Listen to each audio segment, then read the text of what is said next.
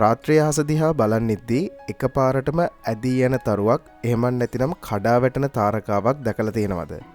2026 වර්ෂයේ අපිට දකින්න ලැබෙන ලස්සනම සහ විශාලතම උල්කාපාත වර්ෂාව, ඒ කියන්නේ පර්සීඩ් මීටියර් ෂවර් එක දැන් උච්චතම අවස්ථාවට පැමිණෙමින් තිබෙනවා.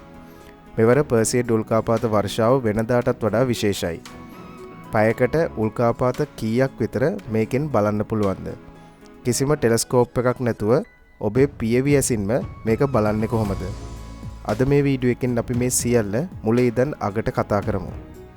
සෑම වසරකම ජූලි මැද ඉඳන් අගෝස්තු අග වෙනකන් පෘථිවි අභ්‍යවකාශයේ යම් විශේෂිත ප්‍රදේශයක් කරා ගමන් කිරීම සිද්ධ වෙනවා. මෙතනදී තමයි මේ පර්සීඩ් උල්කාපාත වර්ෂාව නිර්මාණය වෙන්නේ. සරලවම කිව්වොත් මේකට ප්‍රධාන හේතුව වෙන්නේ 109p/Swift Tuttle කියලා හඳුන්වන විශාල වල්ගාතරුවක්. මේ වල්ගාතරුව සූර්යයා වටා ගමන් කරද්දී ඒ පිටුපසින් විශාල අයිස්, ගල් සහ දුහුවිලි අංශු ප්‍රමාණයක් අභ්‍යවකාශයේ ඉතිරි කරලා යනවා. පෘථිවිය Tamanගේ කක්ෂයේ ගමන් කරද්දී මේ දූවිලි අංශු කලාපය හරහා යන විට ඒ කුඩා ගල් කැබලි පැයට කිලෝමීටර 2,14,000කටත් වඩා වැඩි වේගයකින් පෘථිවි වායුගෝලයට ඇතුළු වෙනවා. අන්න ඒ අවස්ථාවේදී තමයි අපට දැවැන්ත උල්කාපාත වර්ෂාවක් නිරීක්ෂණය කිරීමට අවස්ථාව ලැබෙන්නේ. ඒ අධික වේගය සහ ඝර්ෂණය නිසා සෙල්සියස් අංශක 1650කටත් වඩා වැඩි උෂ්ණත්වයකට රත් වෙලා තමයි මේ ගල් කැබලි අපේ වායුගෝලයේ දැවී යන්නේ. අන්නේ දැවී යන ආලෝක රේඛා තමයි අපි කඩා වැටෙන තරු එහෙම නැත්නම් උල්කාපාත විදිහට දකින්නේ. දැන් අපි බලමු 2026 පර්සීඩ් මීටියර් ෂවර් එක ඊතරම්ම විශේෂ වෙන්න ප්‍රධාන හේතුව වෙන්නේ මොකක්ද කියලා. උල්කාපාත වර්ෂාවක් පැහැදිලිව බලන්න තියෙන ලොකුම බාධාව තමයි සඳේ ආලෝකය. ඒ 2026 අගෝස්තු 12 සහ 13 කියන්නේ අමාවක දිනයක්. ඒ කියන්නේ අහසේ සඳේ ආලෝකයෙන් කිසිම බාධාවක් නැහැ. රාත්‍රී අහස සම්පූර්ණයෙන්ම අඳුරුයි. මේ නිසා ඊටාම කුඩා සහ මන්දකාමී උල්කාපාත පවා ඔබට ඊටා පැහැදිලිව දැක බලා ගන්න පුළුවන්. නාසා ආයතනයට අනුව උපරිම අවස්ථාවේදී පැයට උල්කාපාත 100ක් දක්වා අහසේ නිරීක්ෂණය කරන්න පුළුවන් වෙනවා. ඒ කියන්නේ සෑම විනාඩියකටම එකකට වඩා වැඩි උල්කාපාත ප්‍රමාණයක් එදිනට දැක ගන්න පුළුවන් වේවි. ඊටත් අමතරව අගෝස්තු 12 වෙනිදා පූර්ණ සූර්යග්‍රහණයක්ද සිද්ධ වෙන නිසා අභ්‍යවකාශ ලෝලීන්ට මේක ඊටම දුර්ලභ අමතක නොවන අත්දැකීමක් වෙයි. මේ පර්සීඩ් උල්කාපාත වර්ෂාව පිටුපස ඉන්න ස්විෆ්ට් ටටල් ධූමකේතුව ගැනත් අපි පොඩ්ඩක් දැනගමු. මේ ධූමකේතුව 1862 දී ලුවිස් ස්විෆ්ට් සහ හොරේස් ටටල් කියන විද්‍යාඥයින් දෙදෙනා විසින් වෙන වෙනම සොයා ගැනීම සිද්ධ කළා. මේක පෘථිවිය අසලින් ගමන් කරන විශාලතම වස්තු වලින් එකක්. මේ විශ්කම්භය කිලෝමීටර 26ක් විතර වෙනවා. අන්තිමට මේ ධූමකේතුව පෘථිවිය අසලින් ගියේ 1992 අවුරුද්දේදී. නැවතත් මේක පෘථිවිය අසලට එන්නේ වසර 2126 දී කියලා තමයි විද්‍යාඥයින් පුරෝකථනය කරලා තියෙන්නේ. නමුත් මේක නැති වුණත් ඒ ධූමකේතුව අතහැර දමා ගිය දූවිලි අංශු නිසා සෑම වසරකම අගෝස්තු මාසයේදී අපට මේ සුන්දර උල්කාපාත වර්ෂාව නරඹන්න අවස්ථාව ලැබෙනවා. හරි, දැන් අපි බලමු මේ උල්කාපාත වර්ෂාව නරඹන්නේ කොහොමද කියලා. මුලින්ම මේක නිරීක්ෂණය කරන්න හොඳම වෙලාව තමයි අගෝස්තු 12 වෙනිදා රාත්‍රී 11 ඉඳන් අගෝස්තු 13 අලුයම හිරු උදා වීමට පෙර කාලය. දෙවනුව මේක බලන්න ඕන දිශාව තමයි මේ උල්කාපාත පැමිණෙන්නේ පර්සියස් කියන තාරකා මණ්ඩලයේ පිහිටි දෙසින්. පැහැදිලිවම කියනවා නම් අහසේ ඉංග්‍රීසි W අකුරේ හැඩයට තියෙන කැසියෝපියෝ කියන තාරකා මණ්ඩලයට තරමක් පහළින් තමයි මේ උල්කාපාත පැමිණීම සිද්ධ වෙන්නේ. තුන්වෙනුවට මේක බලන්න අවශ්‍ය උපකරණ මොනවද? කිසිම ටෙලස්කෝප් එකක් හෝ බයිනකියුල එකක් අවශ්‍ය වෙන්නේ නැහැ. මොකද උල්කාපාත මුළු අහස පුරාම ඇදී යන හින්දා පියවි ඇසින් මුළු අහසම ආවරණය වන ආකාරයට උල්කාපාත ගමන් කරනවා. ඉතින් උල්කාපාත බලන්න ටෙලස්කෝප් එකක් හෝ බයිනකියුල එකක් මේ පර්සීඩ් උල්කාපාත වර්ෂාව නරඹන්න අවශ්‍ය වන්නේ නැහැ. අවසාන සහ වැදගත්ම උපදෙස තමයි නගරයේ වීදි ලාම්පු සහ තද ආලෝකයන්ගෙන් ඈත් වූ අඳුරු එලිමහන් ස්ථානයක් තෝරා ගැනීම.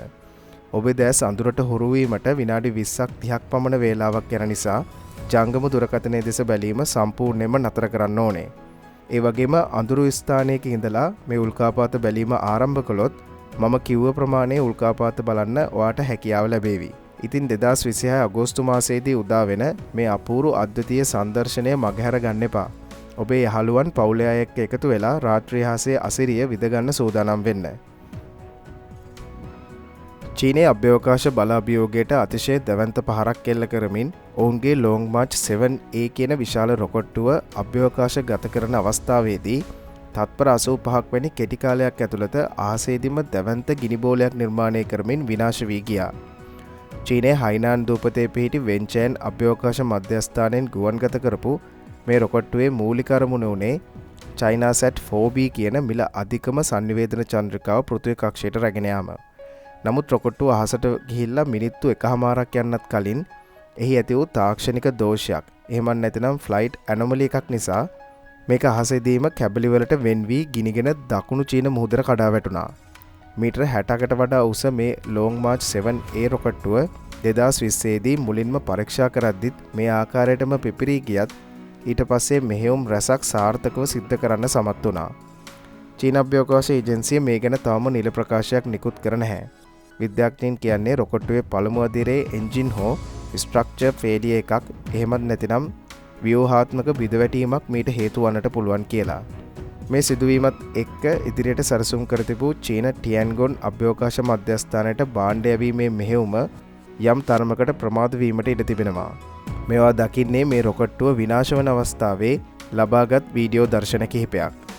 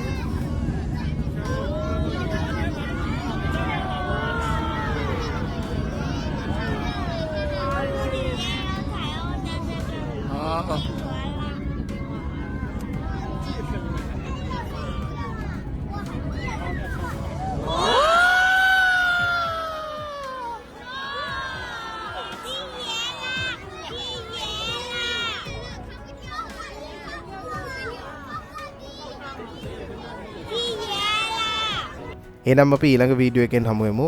එතෙක් ඔබට සුබ දවසක්.